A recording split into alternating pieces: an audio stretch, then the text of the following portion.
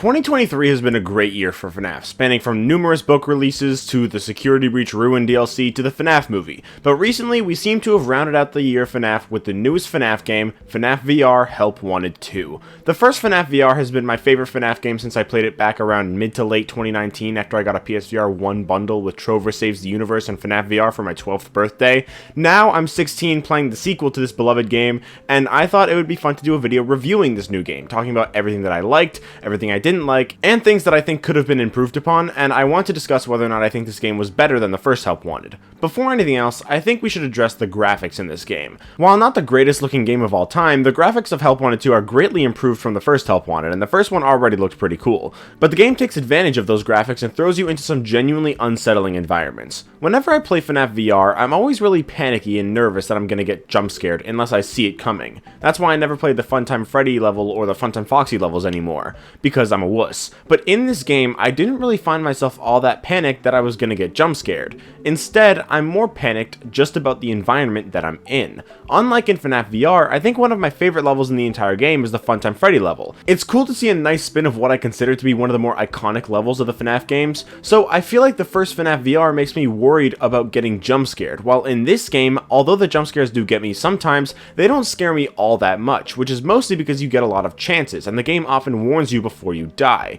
Not always, but a lot of the time. This game makes me feel more actual dread. I worry more about dying than getting jump scared. And I know that sounds like the same thing, but it's not. It really goes to show how immersive this game is. The Funtime Freddy level is great because Freddy is not always visible to you. Whenever he is, you have to use the megaphone on him, which is a cool mechanic that they translated really well into VR. But sometimes you straight up just don't know where he is because he's probably hiding behind something where you cannot use the megaphone on him, which genuinely worries me because I don't know where he's going to come from. The horror in this game comes less from the jump scares and more from the environments you play in.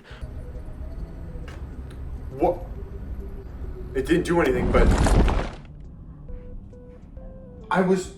Whenever you take off the vending mask and see what the real pizzeria around you looks like, with the knocked over tables, the recharge station, the generator, and the giant hole that we know leads down to the blob, and once we realize that everything around us is fake, and in reality we lie in this dark place with even darker history, the game gets that much more terrifying. Many of the minigames aren't really that scary, but the ones that are genuinely unsettling. The Ballora minigames environment is just as unsettling as the Funtime Freddy one, and I'd argue that while I don't like the minigame as much, it is still a great minigame, and I think that it's definitely a scarier one. With the mini arenas blocking your path, the biddy babs lying on the side of the auditorium, and the pitch blackness of the room, I was honestly terrified when playing this minigame to the point where I was literally shaking. This is actually pretty scary.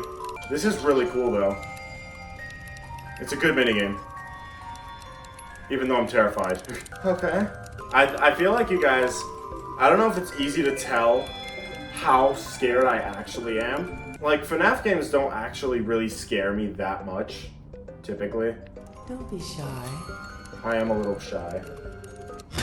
Ah! And hearing the pitter-patter of a biddy bab and looking over to see this monster baby thing running out of the darkness at me was probably the most terrifying part of the game. Oh my god! Okay. It was a biddy bab. Oh my god! That explains that.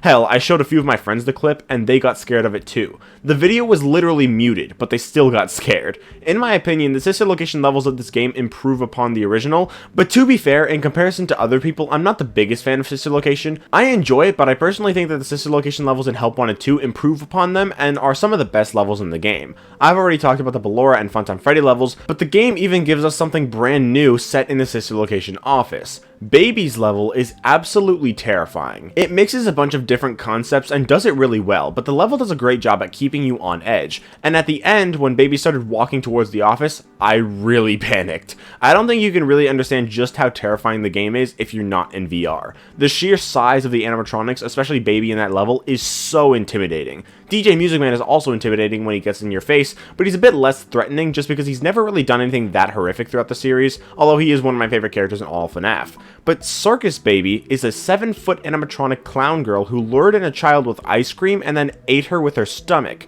So when Baby opened up her stomach and handed me ice cream, I was shaking. I honestly thought that I would have gotten eaten, but nope, it all worked out in the end.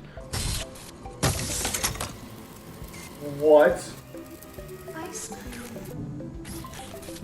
Is she gonna eat me? Okay.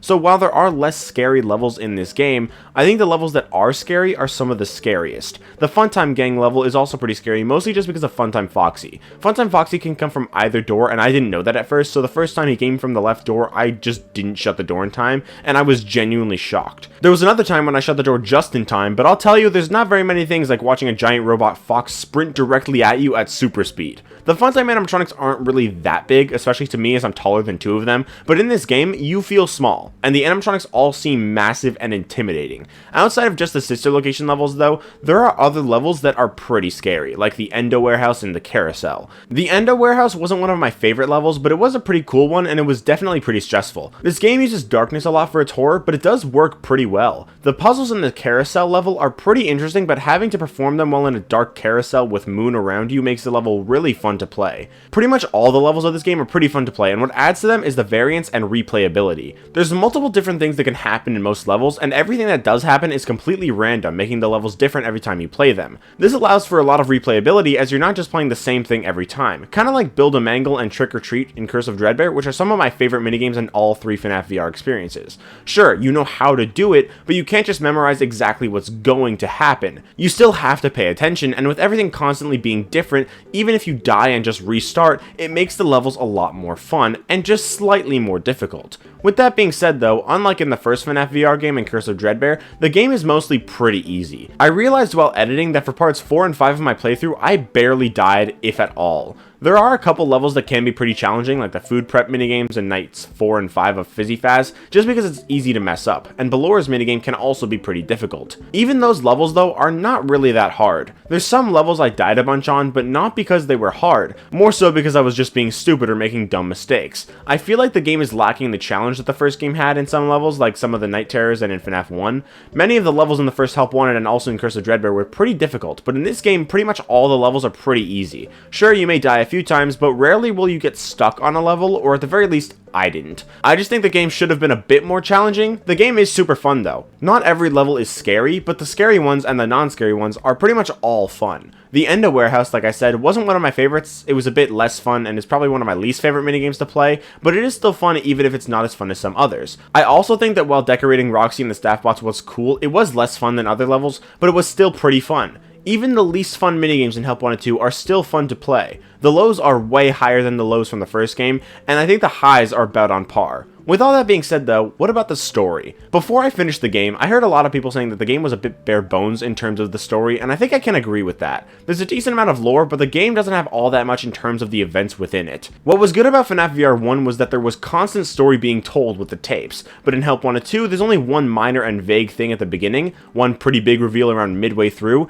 and then the ending. There's some vague hints here and there where we're continuously asked a specific question by multiple different characters, and there are the Candy Cat stories too, but those come along with the reveal midway through, and each piece of the story is pretty short and not that major. So there's hints at story, and the ending is pretty damn interesting, but there's not enough throughout the game like there is in Help Wanted 1. There doesn't necessarily have to be, but if they were going to do it this way, I just wish that they would have had a little bit more at the end too. Don't get me wrong, the endings are plenty interesting, and playing a 3D version of Princess Quest in VR was sick, outside of the fact that we could only teleport and couldn't move on our own. But outside of that, I just feel like there could have been a little bit more. I do think the lore of this game is interesting, but I personally think in terms of story, the first Help Wanted was better. The game does get me excited for what is to come though. Overall though, which game is better, Help Wanted 1 or Help Wanted 2?